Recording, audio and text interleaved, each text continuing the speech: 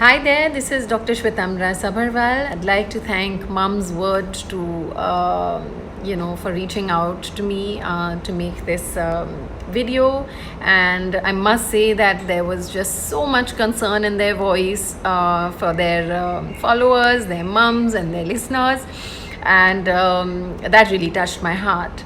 So the first question that they asked me was, the struggles that mums are experiencing keeping their little ones occupied, constructively occupied, stimulated at home.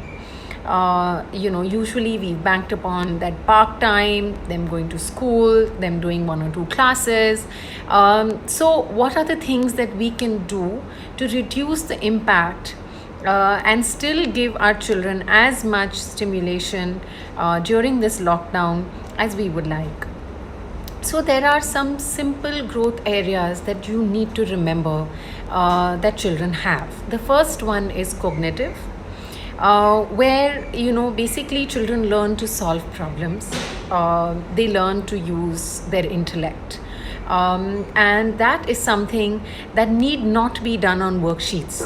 If you give them small problems, for example, mix up a jar of kidney beans and chickpeas and ask them to sort, or ask them to count, or ask them to make sets and bundles of certain numbers, they will start using their cognitive abilities. You could do the same thing, when it comes to letters, fishing out letters of a little, a little plate where they can start picking out vowels and they can start picking up consonants, depending on, of course, the age group that you're dealing with. The second is speech and language. And in any case for speech and language, the primary teachers, primary sources of this development are parents and family. So the more you talk, the more you articulate, lots of verbal interaction, and finally, but most importantly, read. The more you read with them, the better.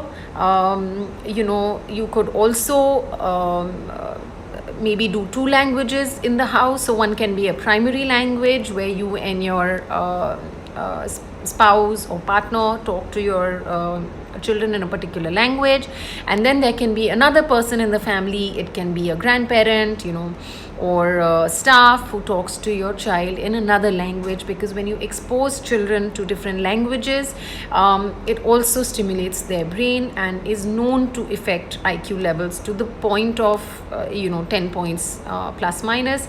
Of course, this can also be done on apps. The third area is physical growth, which includes fine and gross motor. Mums, you know this one very well, and I know you got this. Fine motor is smaller muscle movements. So, I gave you an example of, for example, sorting the rajma and chana, and, anything to do with their pincer grasp, rolling up a little bit of tissue or cotton ball, sticking, sorting activities, what's that called, the roping thing that a lot of play groups do, buttons and ropes and things, stringing necklaces.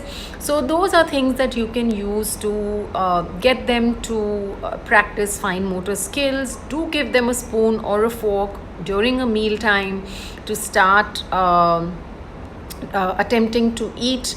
Of course, the fork needs to be the baby one, and cut down your pieces of fruit in bite sizes. Let them pick up, if they pick up with their fingers or spoon or fork, either way it's all good.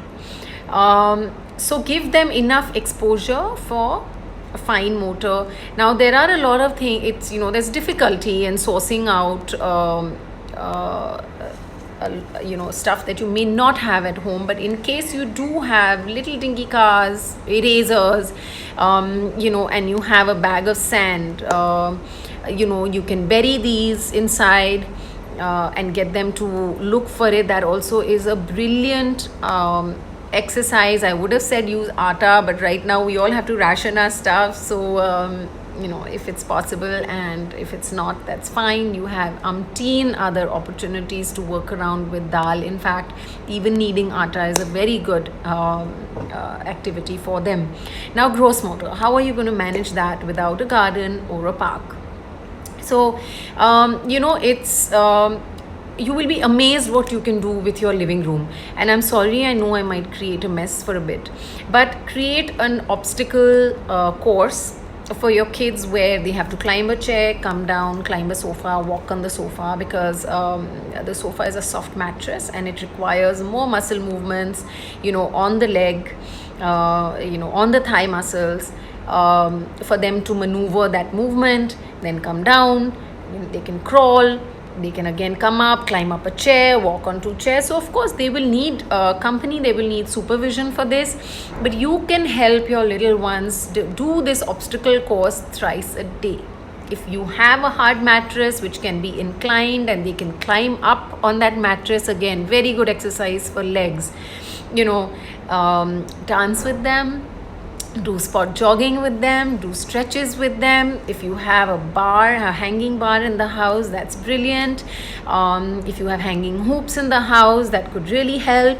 So these are things that you can do at home for physical growth and development. Of course, just simple races across the hall also work. And then is social emotional.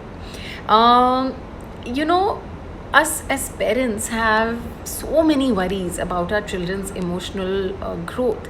Please understand that they are extremely resilient, in some ways far more than you and I. For this one, while we may not be able to provide an environment of play dates and parties and school, group learning at the moment, what you can do is, virtually connect them to one friend a day with an activity set up. These children cannot chat, so please, like you and me have meaningful conversation and enjoy that. No, it's not going to work. So please have an activity, like I said, buttoning or play-doh or painting, so that they sit down and indulge in an interactive activity. Even though virtually, they will be interacting to try and get something done. As far as emotional growth is concerned, again, mums and dads, families, you have this one. All you have to do is just be willing to listen. Children feel an entire gamut of emotions. If you observe and if you listen, you reflect back. For example, I see, you're getting angry. I see you're frustrated trying to button this. You give them emotional vocabulary. I see you're overjoyed with this success. So any emotion, negative or positive, give it a word, reflect it back at them, and they will develop an emotional vocabulary and emotional maturity. So when you reflect an emotion, basically it means you're seeing what you're seeing and you're saying it back to them. That is extremely important for them to know and have the confidence that you understood them, that what their experience is recognizable, it's not out of this world. You could also add that I feel like that as well when I experience that, and that gives them so much comfort. So these are some of my tips for you, to start out with. I am very happy to take individual questions and feedback when it comes to raising children and nurturing them, taking care of them, their growth and development. There is no end to the amount of information that's there, but I have tried to consolidate it in 4 big areas for you. There's a lot more we can talk about, but for now, get started and let me know how it went. Thanks for listening and good luck.